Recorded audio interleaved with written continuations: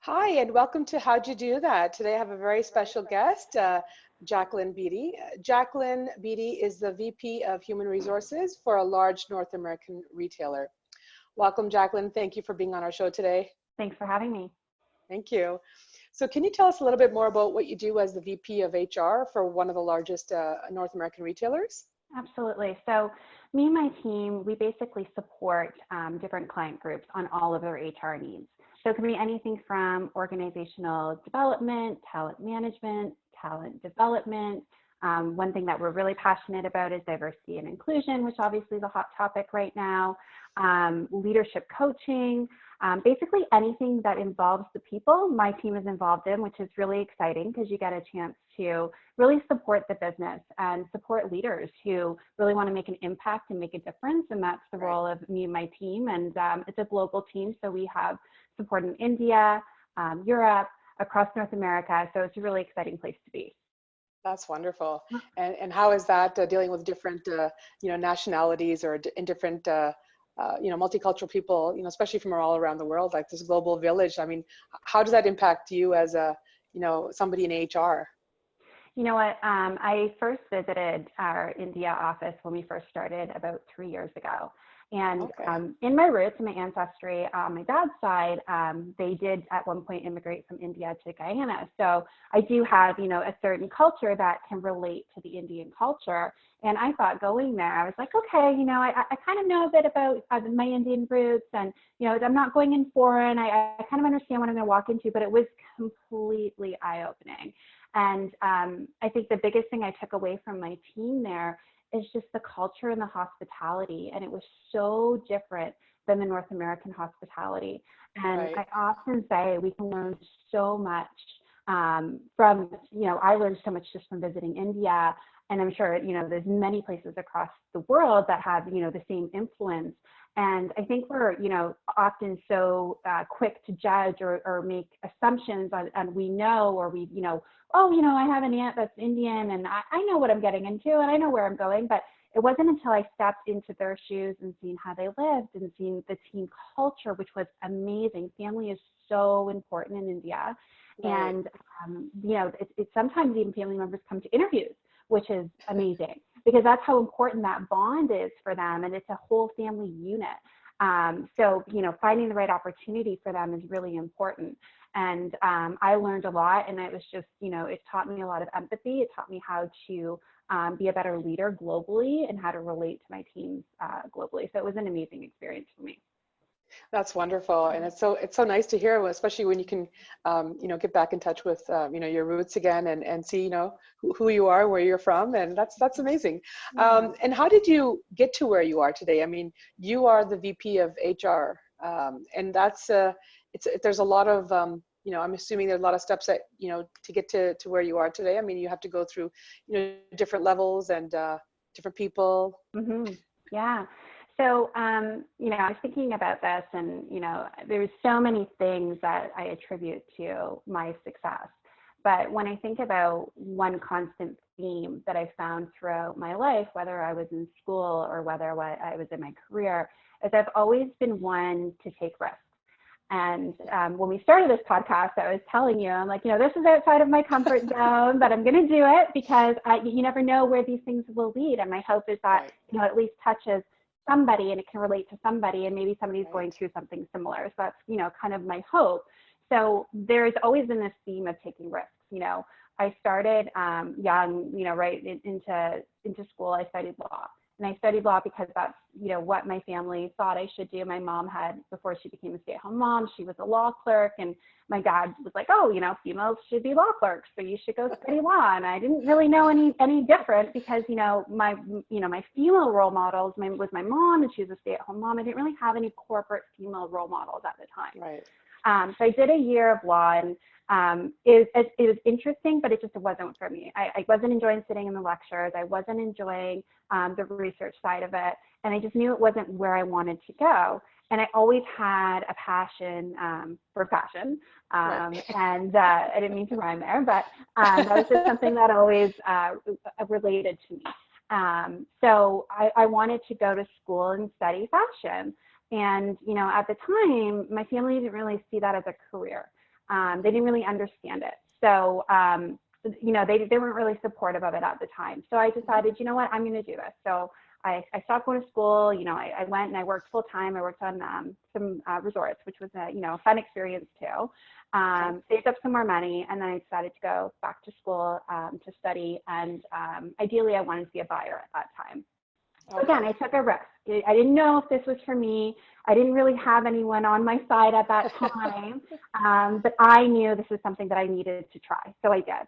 I got a really great opportunity right out of school through an internship, and I got offered a full-time position.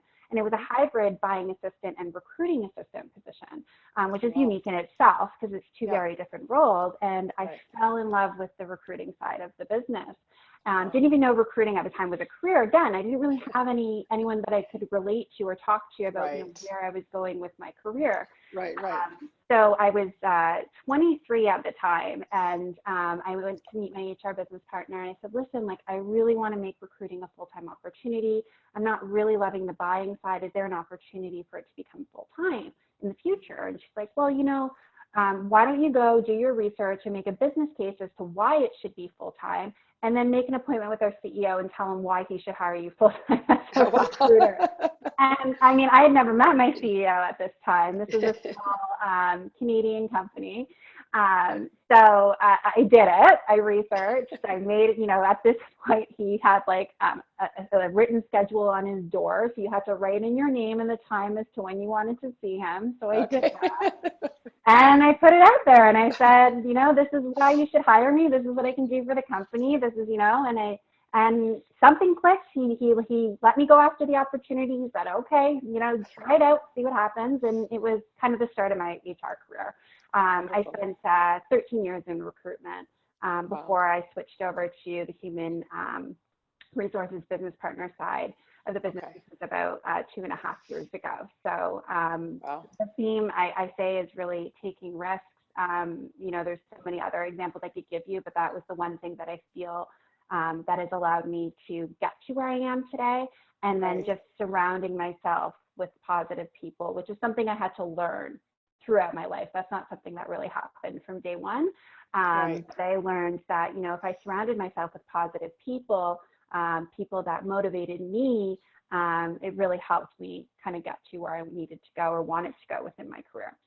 That's wonderful. And you kind of mentioned that, you didn't have any mentors and that you didn't have anybody to look up to when you weren't sure exactly, which side to take, but you like fashion. But did you have any mentors along the way that helped you grow to where you are today? Absolutely. I think for me, mentorship was a little bit organic. I wasn't one that kind of actively went out there and said, and looking back, I wish I had, but I didn't actively go out there and say, I need a mentor and I need somebody. But I have so many people in my life that have been so influential and really helped me. So when I was in school, I had this amazing professor. And this is when I really started to see the corporate world. She had come from the corporate world. And she told us how it was. She wasn't sugarcoating it, but you're going to be this buyer and you're going to travel the world. And it's so extravagant. She's like, you're going to be doing spreadsheets 90% of the time. So make sure that you like Excel and make sure that that's a skill that you have, because that's what you're going to be doing. And I really valued that from her because I knew what I was walking into for the most part.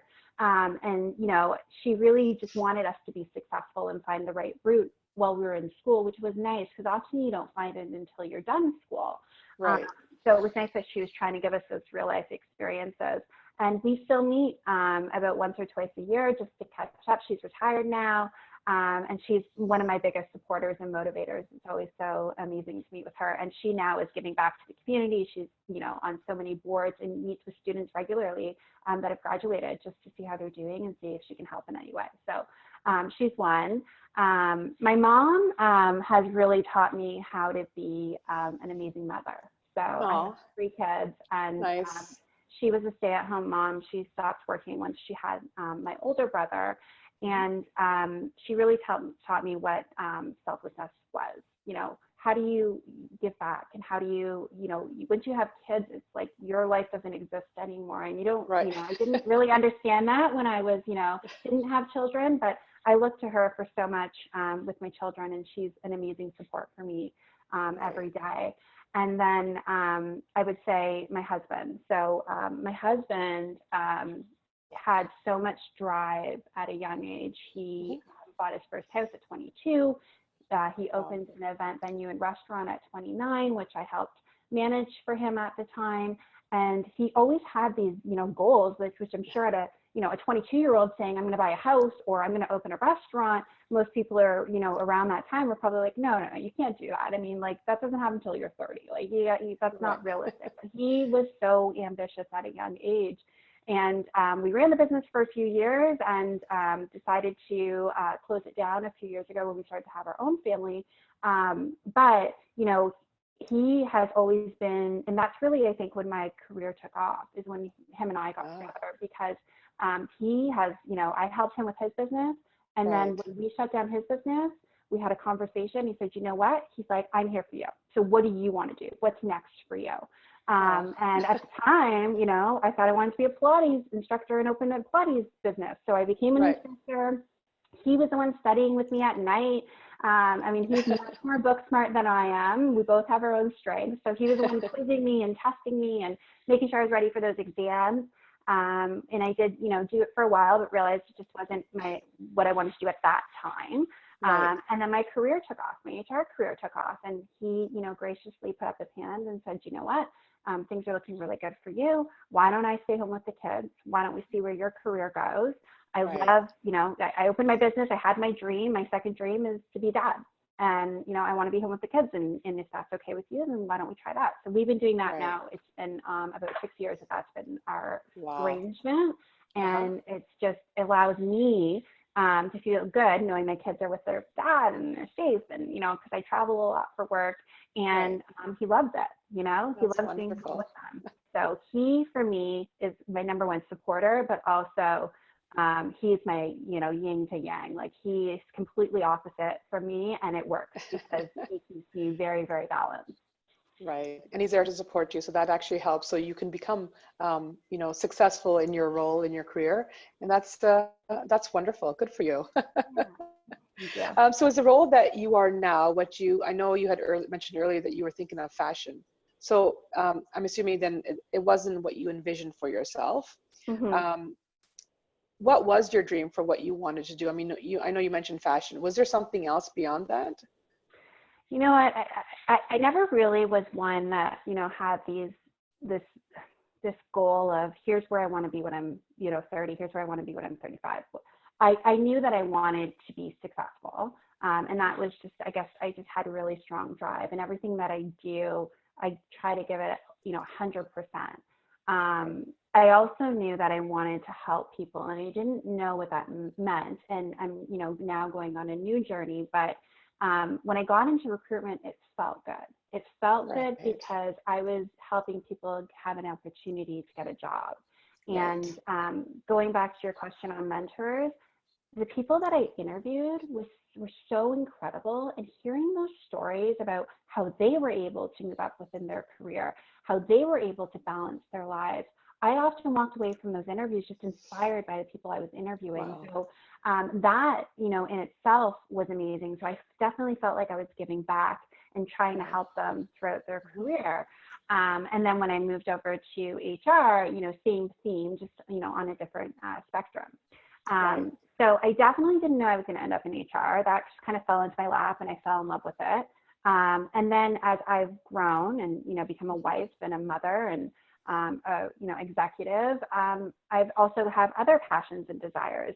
One thing that I'm hoping to do is to give back to the younger generation. So I mentioned to you, I didn't really have a role model growing up as to, what it could be as a corporate executive or a fireman or a police or whatever that was. I just didn't see those things growing up. So me and a former colleague of mine and friend were trying to start a non-for-profit to get girls at a younger age to encourage and inspire and empower them and let them have a voice and let them see positive female figures. I mean, it's a little bit easier today because we have the internet, but if if they could have somebody to talk to and to bounce ideas off of, or somebody that they could just reach out to in a time of need, that's kind of what we're trying to do. So I don't think my journey's done. I think 10 years from now, my career is going to look very different than what it looks like today. And that excites me. Oh, that's wonderful. And you don't close doors that way. Right. Yeah, no, I definitely don't close doors. You know, I still am a certified Pilates instructor. Right. I can still make a mean drink behind the bar. Like I still have different skills. So a lot of qualities. I don't believe in, you know, ever closing a door fully. I, you know, believe in kind of leaving it a crack open. You never know when that opportunity or that skill you might need again. So why not always kind of keep your skills sharp? Right. No, that's great. And that's good that, you know, somebody listening to this podcast will think, oh, wow, you know, I should keep the options open. It never hurts, right? That knowledge is always good, regardless of whatever it is. So I mean, again, did you face any any challenges climbing up the corporate ladder? Yeah, you know, I can't think of specific situations where I was like, you know, this was really hard. There was definitely days and weeks and months where I walked home exhausted and I'm like, is this for me? Am I doing this right?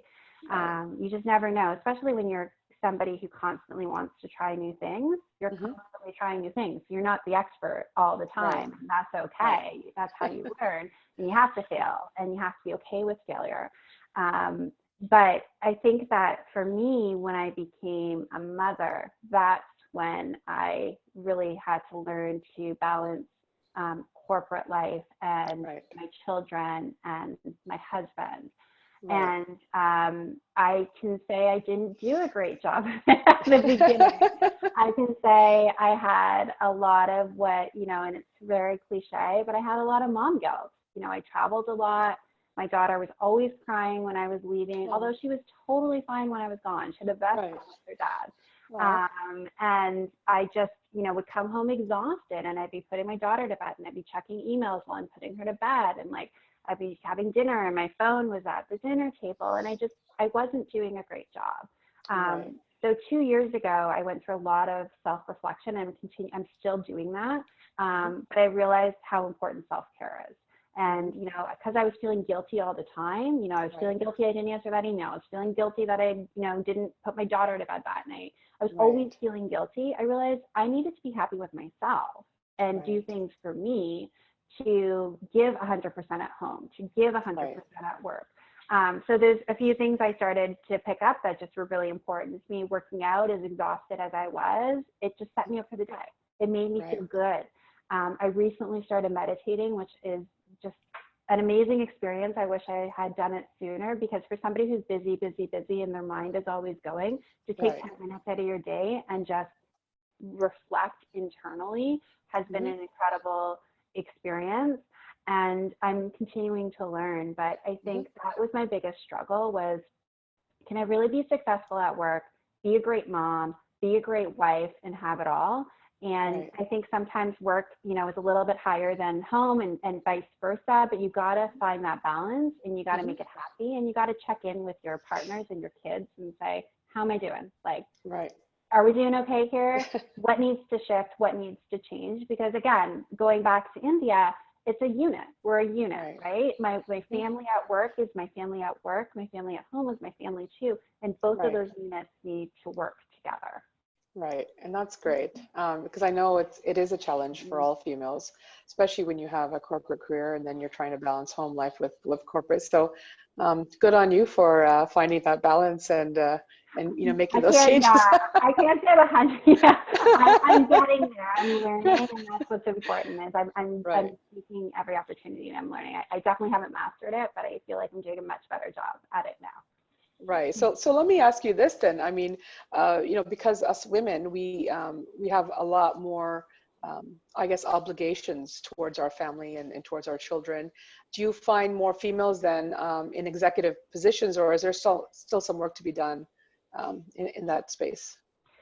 There's definitely still work to be done. I mean, the stats show that we still, you know, have an imbalance in pay equity. We still have an imbalance in women in leadership, especially women CEOs.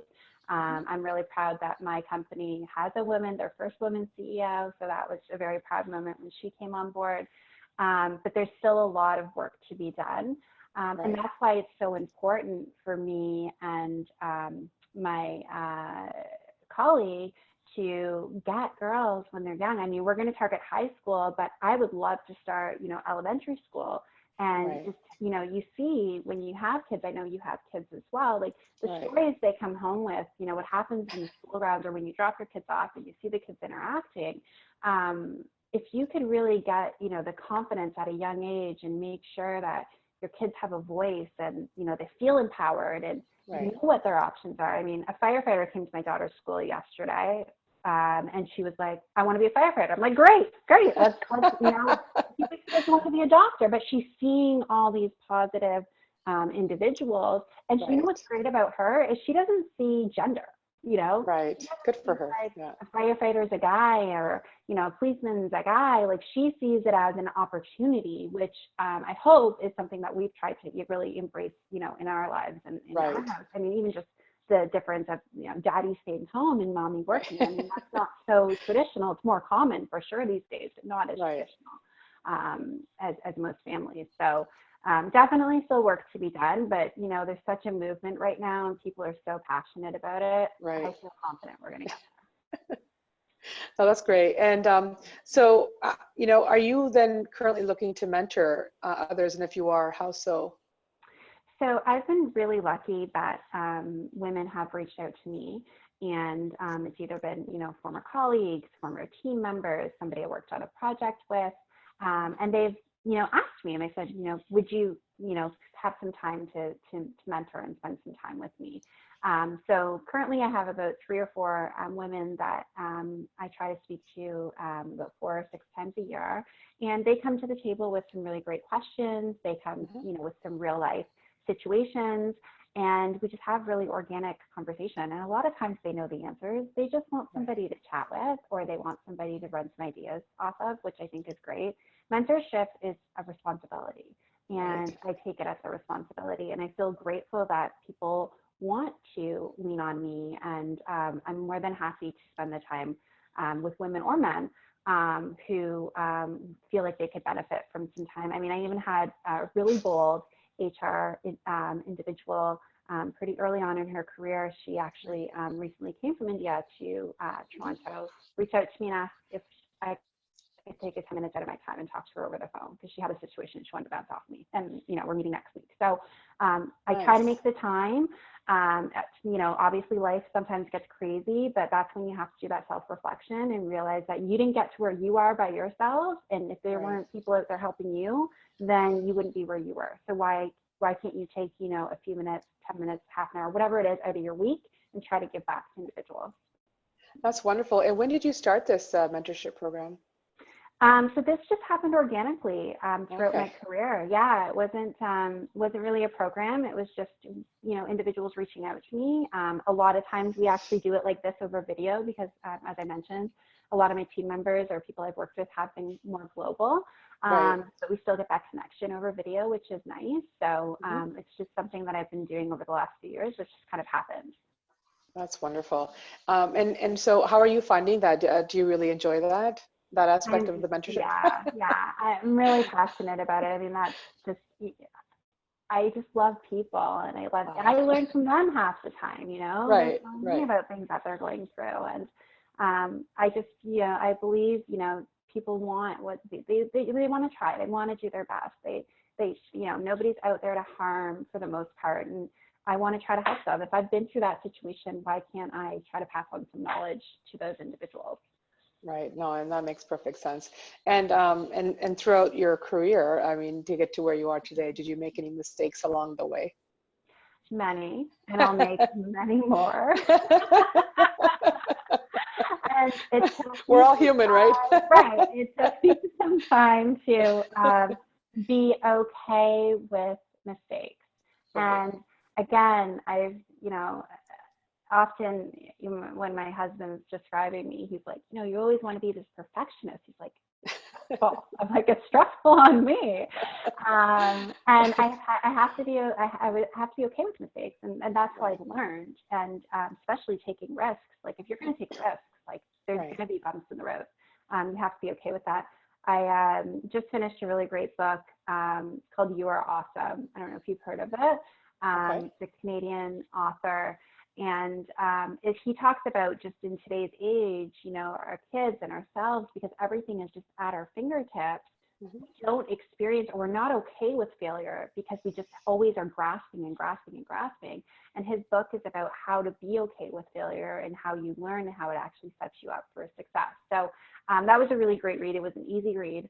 That just really helped me mentally think about it differently, because I've definitely gone home from, you know, work or even, you know, conversation with my partner or my kids, and I'm like, I could have handled that better. You know, that was not my best. And I'm going to do better tomorrow. I've lost sleep over it, and I'm trying now, you know, the past is the past. As long as you're learning and moving forward, that's what's important.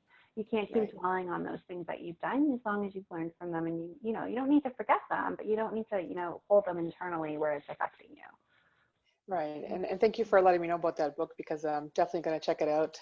You are awesome. Yeah. um, and if you had one advice that you could share, you know, to others, I mean, whether it's to the females or just any gender, I guess, anybody that wants to move up, or anything that you would advise that you think that would be helpful. So I've talked a lot about taking risks, which I think is important. But one thing I also feel that has allowed me to always feel like I've done my best is that everything I do, I try to work with integrity. If my integrity is ever questioned, then I know that I'm not in the right place. I'm not with the right people. I'm not in the right job. That's always been super important to me, and something that I've never, you know, really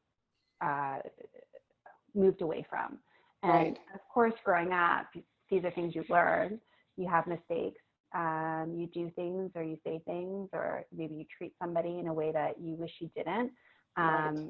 But that's been really important to me, is integrity. So if I could give, you know, one piece of advice outside of taking risks, is don't, you know, question your integrity. It's important, and it's yours, and you shouldn't have to question that. Right.